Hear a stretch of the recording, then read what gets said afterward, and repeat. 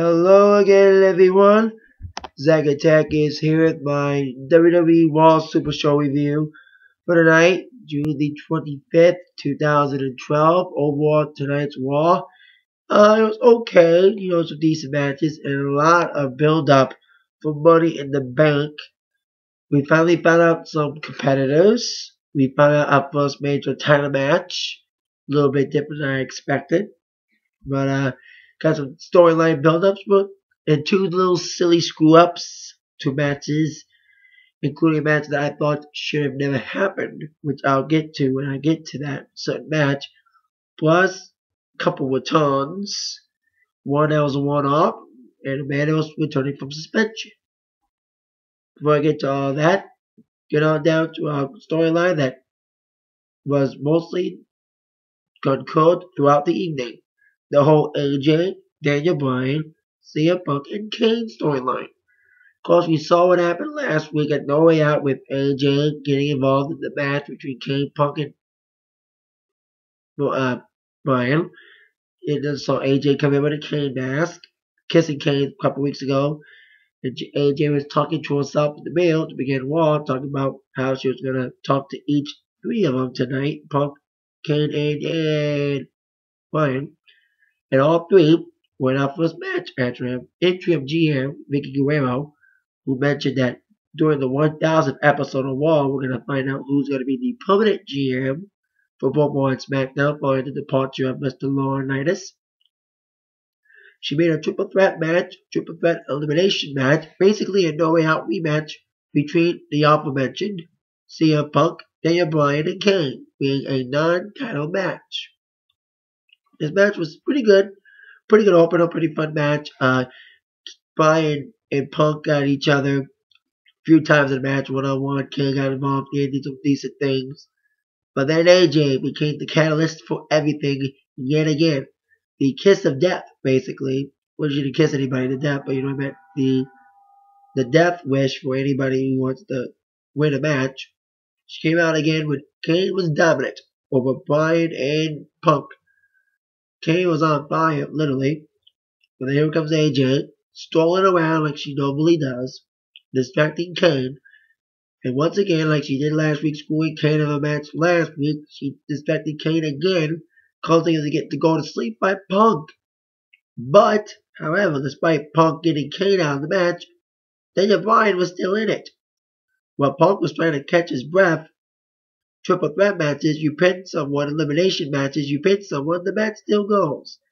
So Punk was trying to recover. Boom. Here comes a kick from Daniel Bryan. 1, 2, 3. Yes, yes, yes. Daniel Bryan pins the WWE Champion. Thanks inadvertently to AJ.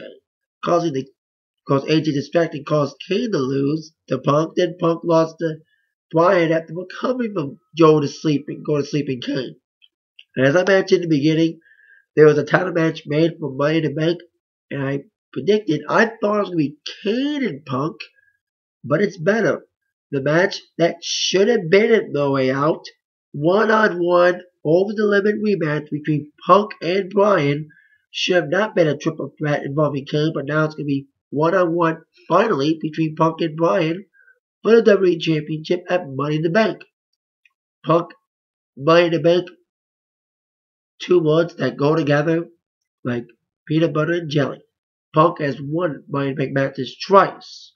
Only man to win 2 years in a row at WrestleMania, and as we all know, and that was one of my very first videos I made on here, Money in the Bank a year ago, Punk defeated John Cena for the WWE Championship during the whole contract thing. So see if Punk's luck at Money in the Bank matches and the pay-per-view continue when he defends the WWE Championship against Daniel Bryan. And we'll find out more about the WWE title Money in the Bank match a little later on in the show. Plus, AJ was talking to Bryan, and when they talked to Bryan, but she talked to Kane, who told her to back off. Punk wanted to talk, and AJ was involved in a summer bikini contest, which I'll get to also.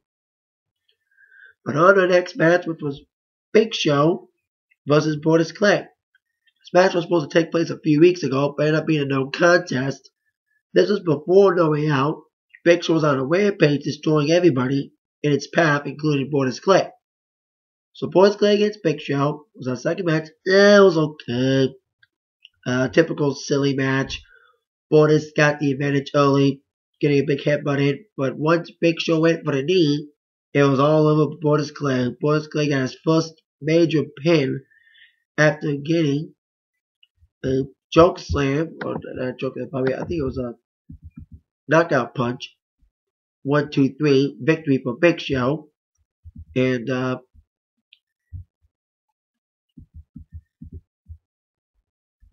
Big Show's going to mention he was going to be involved in the Money in the Bank match. He's going to be the WWE Money in the Bank. And we didn't know which one he was going to be, and now we know which one is in it.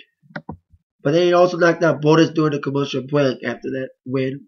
Borders losing for the first time. I mentioned Big Show going to be in the WWE title Money in the Bank. John Cena apparently is. John Cena mentioned on Twitter he was going to make a major announcement using some very funny, and I never say it about Cena anymore. Cena's become stale, but his Star Wars promo was actually pretty damn funny.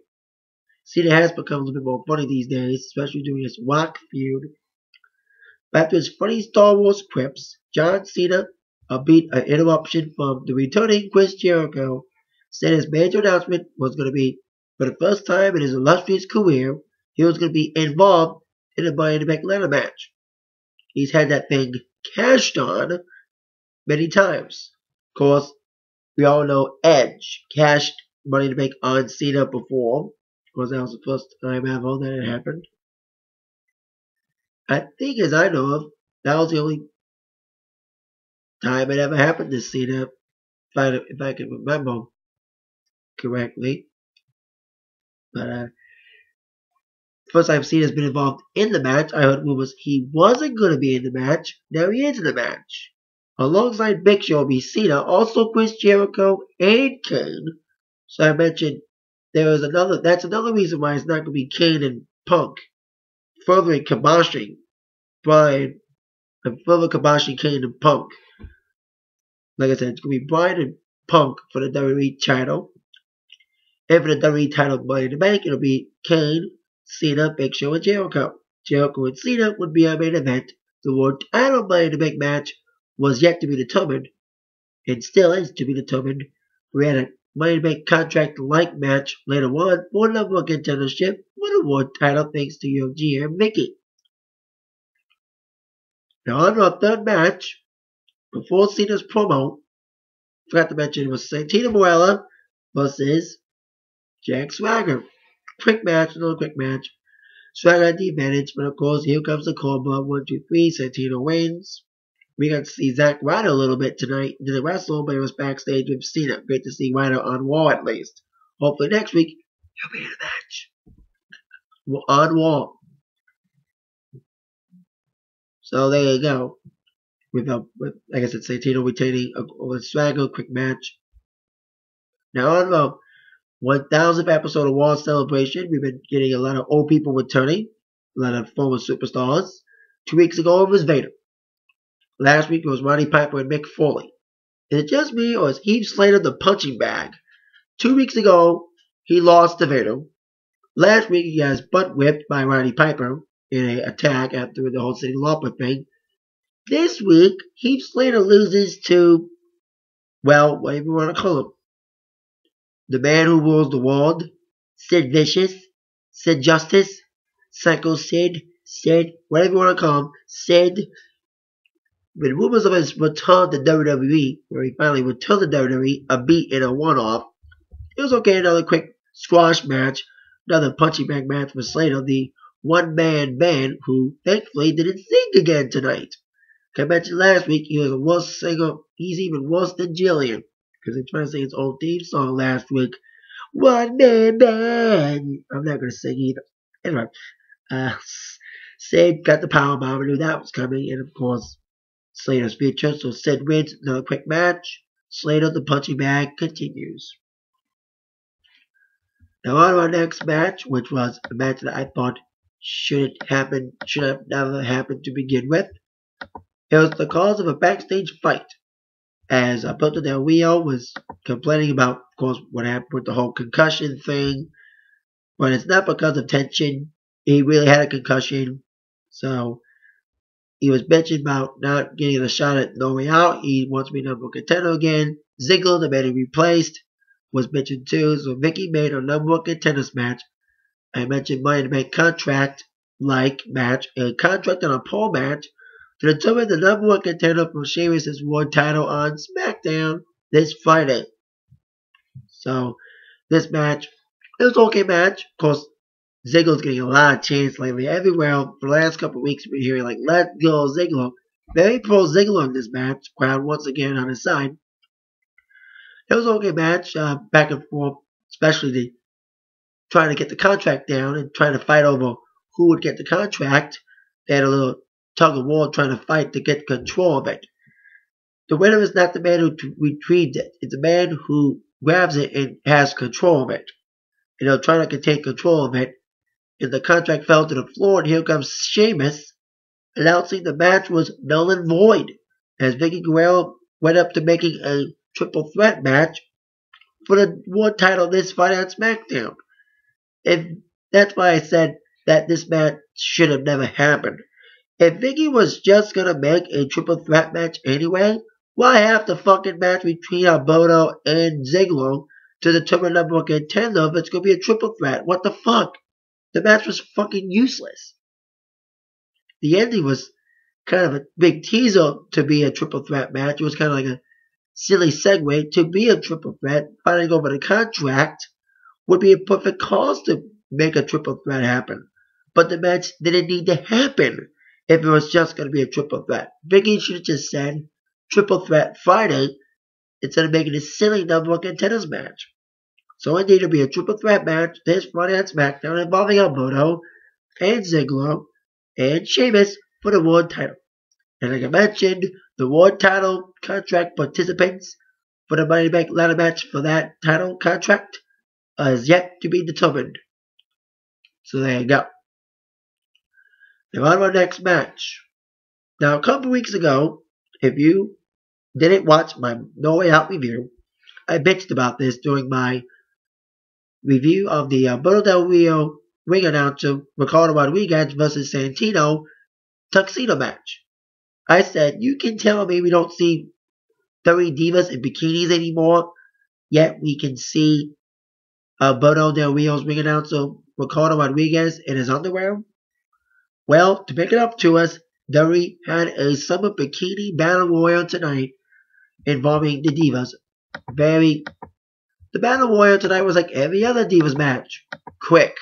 About 3 minutes. There's eliminations left and right.